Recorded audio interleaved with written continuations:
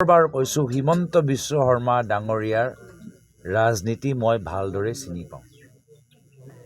আজি জুবিনদাৰ অবিহনে মানুহবোৰ পুনৰবাৰ জুবিনদাৰ দৰ্শনৰ বৰ অসমবোৰ মনত পেলাইছে। জুবিনদাৰ বিজেপি বিৰুদ্ধে যিবোৰ কথা কৈ গ'ল, কা বিৰুদ্ধে যিবোৰ কথা কৈ গ'ল, সেইখিনি কথা মনত পেলাইছে। আৰু এইখিনি কথা জুবিনদাৰ সম্পৰ্কত মানুহৰ মাজত যে চৰ্চা নহয়, তাৰ বাবে হিমন্ত বিশ্ব শৰ্মা ডাঙৰীয়াই জুবিনদাৰ চৰিত্ৰ হনন কৰি বাকীখিনি কথাবোৰ তলত পৰি যায়, তাৰ বাবে এটা ৰণকৌশল তৈয়াৰ কৰিছে। আজি মই আগৰ পৰাই দেখি আছোঁ যে জুবিনদাৰ প্ৰতি যে আমাৰ সকলৰ শ্ৰদ্ধা, ৰৈ ৰৈ বিনালৈ যে আমাৰ লোকৰ হেঁপাহ, জুবিনদাৰ দৰ্শনৰ বৰ অসমৰ প্ৰতি আমাৰ লোকৰ প্ৰতিজ্ঞা, এই গোটেইখিনি বিষয় আজি হিমন্ত বিশ্ব শৰ্মা ডাঙৰীয়া কামত বা বক্তৃতাত আমি শুনা নাপাওঁ বা দেখা নাপাওঁ। মাত্ৰ চৰিত্ৰ হনন। আৰু তাতকৈ আৰু গুৰুত্বপূৰ্ণ হ'ল যে জুবিনদাৰ চৰিত্ৰ হনন কৰোঁতে তেওঁ যিকোনো পৰ্যায়লৈ যাব পাৰে, জুবিনদাৰ অনুৰাগীসকলকো জেলত পঠাব পাৰে বা জুবিনদাৰ পৰিয়ালবৰ্গকো তেওঁলোকে যথেষ্ট ৰাজনৈতিকভাৱে হেঁচা দিব পাৰে। আমি দেখা নাই নেকি কি জুবিনদাৰ মাত্ৰ ন্যায় বিচৰাৰ বাবে ভিক্টৰ দাসক জেললৈ দিলে, অজয় ফুকনক জেললৈ দিলে, দেখা নাই নেকি? সাংবাদিকসকলে প্ৰশ্ন কৰিলেই তেওঁলোকৰ প্ৰশ্নৰ উত্তৰ নিদিয়ে।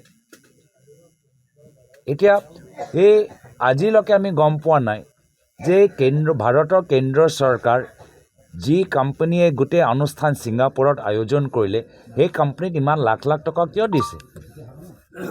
আমিতো কেন্দ্ৰীয় চৰকাৰৰ পৰা গম পোৱা নাই, বিদেশ মন্ত্ৰালয়ৰ পৰাতো আমি একো উত্তৰ পোৱা নাই যে তেওঁলোকে সদায় এটা বিশেষ কোম্পানীজনকে কিয় তেওঁলোকে লাখ লাখ টকা দিছে। আৰু আমিতো সেই যে আছাম এছ'চিয়েশ্যনত কিছুমান ব্যক্তি আছে যি হিমন্ত বিশ্ব শৰ্মা ডাঙৰীয়াৰ যথেষ্ট ঘনিষ্ঠ, আজি তেওঁলোকৰ ওপৰত ক্লিন চিট। বিদেশ মন্ত্ৰালয়, কেন্দ্ৰীয় চৰকাৰ যে তেওঁলোকে যে পইচা দিছে, চৰকাৰৰ ভিতৰত কোনোবা এজন ব্যক্তি আছে নেকি যিগৰাকী শ্যামকানু মহন্তৰ লগত ভাল? তাৰ ওপৰতো কোনো তদন্ত নাই, কোনো কথা নাই। তো এই কাৰণে আমি বুজি পাইছোঁ যে ন্যায় তেওঁলোকে নিবিচাৰে, জুবিনদাৰ চৰিত্ৰ হনন হোৱাটোহে বিচাৰে, যাৰ ফলত আমি জুবিনদাৰ ভাল ভাল কথাবোৰ যে আমি পাহৰি যাওঁ। জুবিনদাই আমাক কি শিকাই গ'ল, জুবিনদাই আমাক কেনেদৰে প্ৰেৰণা দিলে, জুবিনদাই আমাক কেনেদৰে অসমৰ বাবে চিন্তা কৰিবলৈ আমাক সাহস দিলে, সেইখিনি কথা যে পাহৰি যাওঁ, তাৰ বাবে তেওঁলোকৰ চেষ্টা। কিন্তু নিৰ্বাচনলৈ আমাৰ এটাহে কথা যে ৰাইজক মজা দিয়াবোৰক এবাৰ ৰাইজে মজা দিব। আৰু সেইকাৰণে ৰাইজৰ ওচৰত গৈছে কংগ্ৰেছ, ৰাইজৰ পদূলিত ৰাইজৰ কংগ্ৰেছ।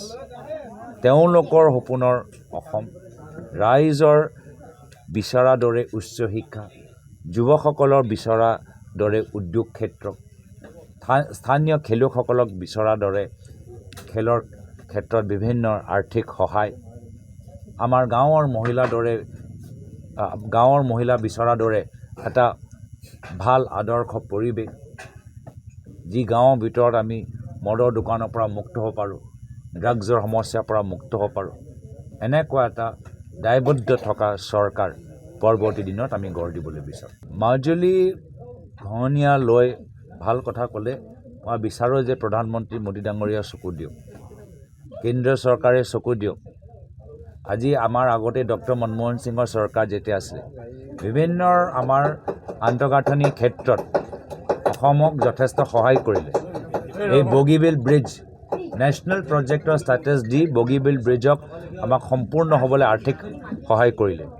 এই Silchar Lumding gauge conversion national project সন্মানটো দি আৰ্থিকভাৱে আমাক এই শিলচৰ লামডিং গেজ কনভাৰ্জন প্ৰজেক্টটো সম্পূৰ্ণ হ'বলৈ এটা সুবিধাটো দিলে, আৰ্থিকভাৱে সুবিধা দিলে।